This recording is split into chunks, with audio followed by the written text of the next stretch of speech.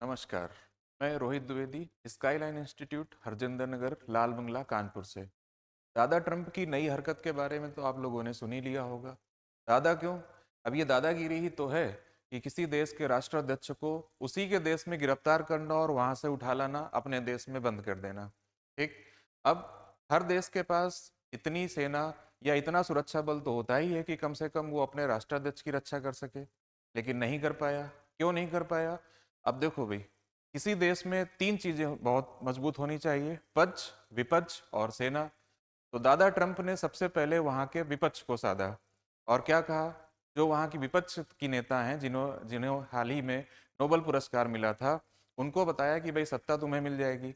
अब विपक्ष में के बैठे किसी नेता को सीधे सीधे सत्ता का सुख मिल जाए तो उसके लिए इससे अच्छा क्या होगा? विपक्ष शांत, देश की जनता अपने आप शांत हो गई, उनको कोई मुद्दा ही नहीं मिला।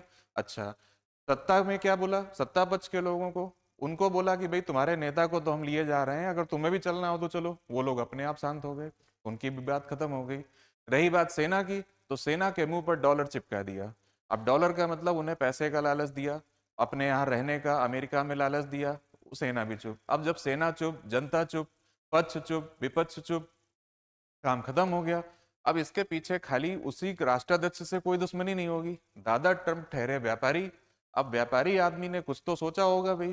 तो वेनेजुएला के पास सबसे बड़ा तेल भंडार है, ऑयल रिजर्व, उस पर भी उसका हाथ आजमाने की कोशिश है। ठीक। अब ये तेल का काम हो गया, वहां की सत्ता को बदलना। अब वहां के लोगों में कुछ तो नाराजगी होगी, उसका फायदा उठाया दादा ट्रंप ने।